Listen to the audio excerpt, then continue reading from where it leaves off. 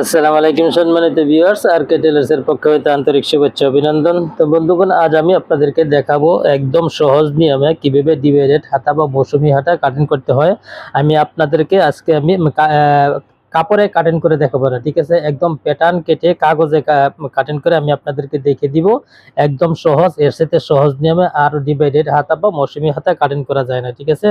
তো কিভাবে যারা একদম নতুন সেলাই গেছে তারাও যেন এই হাতাটি কাটিং করতে পারবে একদম অনায়াসে, ইজি ভাবে আমি তাদেরকে দেখিয়ে দিচ্ছি কাগজে প্যাটার্ন কেটে কিভাবে মৌসুমী হাতা বা ডিভাইডেড হাতা আমাদের কাটিং করতে হয়। তো দেখুন, প্রথমে আমরা কি করব, আমি এখানে একটু করে কাগজ নিয়েছি। তো কাগজটিকে আমি মাঝখান দিয়ে বাঁশ দিয়ে নিয়েছি, এটা হচ্ছে আমাদের বন্ধ সাইড, ঠিক আছে? এখন আমরা কি করব, আমার হাতা যতটুকু আমরা হাতা লম্বা নিব, ঠিক আছে?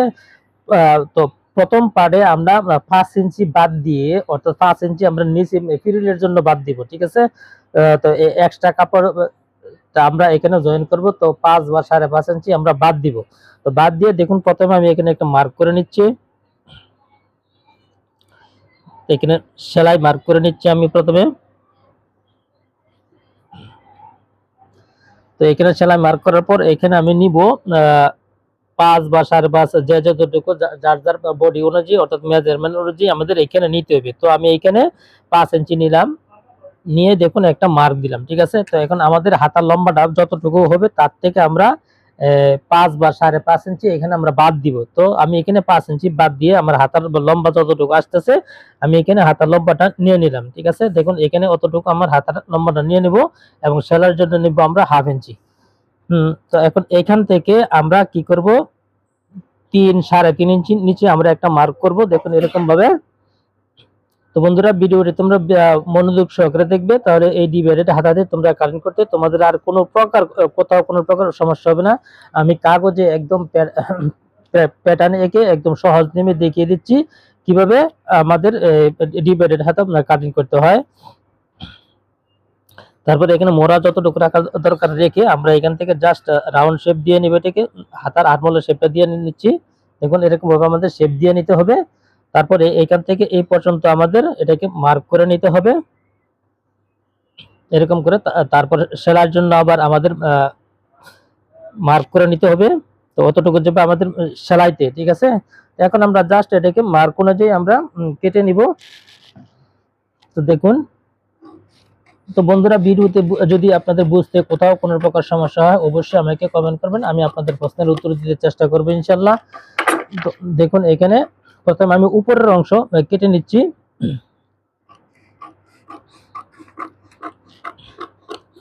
ডিভাইডেড হাতার জন্য উপরের অংশ আমি কেটে নিলাম। এখন আমাদের কি করতে হবে, দেখুন জাস্ট আরেক টুকরা আমি পেপার নিয়েছি, এরকম করে পেপার নিয়ে, অর্থাৎ আপনারা বা কাপড় নেবেন, এরকম 4 কোণে একটু কাপড় নিয়ে এরকম করে আমরা কোনাকুনি করে এটাকে দেখুন এরকম করে আমি বাঁশ দিয়ে নিয়েছি। জাস্ট এটাকে এখন আমি কি করব, এখানে এরকম ভাবে বসাবো।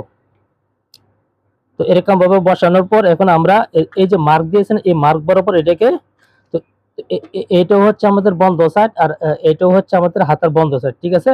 তো এরকম ভাবে বসানোর পর দেখুন আমি আবার কিভাবে এক টুকরা কাপড় নিব, 4 কোণা করে নিয়ে এটাকে আমরা এরকম ভাবে বাঁশ দিব, ঠিক আছে? কোনাকুনি করে বাঁশ দিয়ে নিয়ে এটাকে এরকম ভাবে পাল্টি করে এখানে এরকম ভাবে বসিয়ে, এই যে এখানে যে সেলাইয়ের জন্য মার্ক দিয়েছি না, তো এটাও এই বরাবর আমি এটাকে দেখুন এরকম ভাবে এখানে বসিয়ে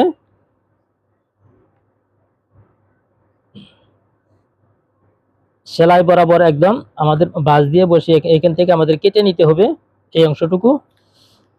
এই অংশটুকু আমি এখান থেকে কেটে নিব, ঠিক আছে?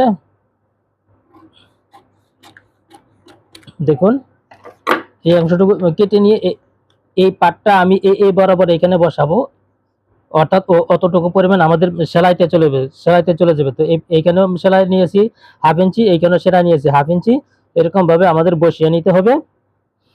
তো বসিয়ে নেওয়ার পর এখন আমরা কি করব, এখান থেকে যেহেতু পিরিল আমি 5 ইঞ্চি বাদ দিয়ে নিয়েছি না, তো এখান থেকে আমি 5 ইঞ্চিতে একটা মাপ দিব। দেখুন এরকম করে 5 ইঞ্চি এবং সাইডে হেমিং করে আমাদের সেলাই দিতে হবে। তাই আমি আরো নিব কত, 1/2 ইঞ্চি এখানে সেলাইয়ের জন্য, হেমিংয়ের জন্য নিব, ঠিক আছে? এখন আমরা কি করব,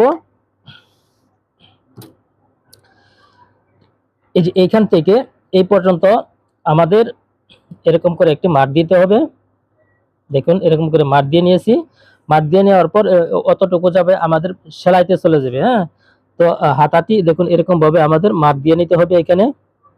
দেখুন কত সহজভাবে একদম ইজি ভাবে আমি আপনাদেরকে দেখিয়ে দিচ্ছি কিভাবে মৌসুমী হাতা বা ডিভাইডেড হাতা কাটিং করতে হয়। দেখুন এরকম অনুযায়ী আমাদের মার্ক দিয়ে নিতে হবে। তো অতটুকু আমাদের এই মার্ক এইটুকু আমাদের সেলাইতে চলে যাবে, ঠিক আছে? এই কাপড়টুকু আমাদের সেলাইতে চলে যাবে। এখন আমরা জাস্ট মার্ক অনুযায়ী এটাকে কেটে নিব এরকম করে।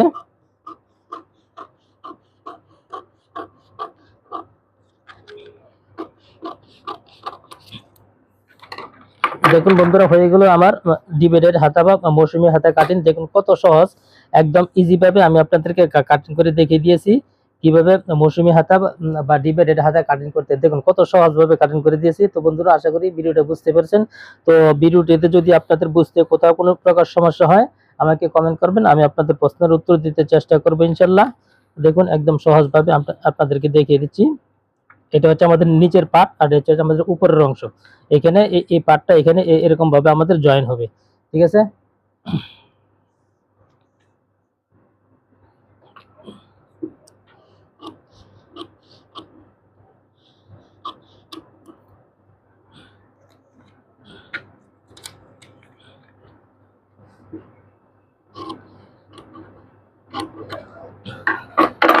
তো বন্ধুরা দেখুন কত সুন্দরভাবে আমি ডিভাইডেড হাতা বা আপনারা যে মৌসুমী হাতা বা প্লাজো হাতা যে নামে চিনেন, তো দেখুন কত সুন্দর করে আমি কাটিং করে নিয়েছি।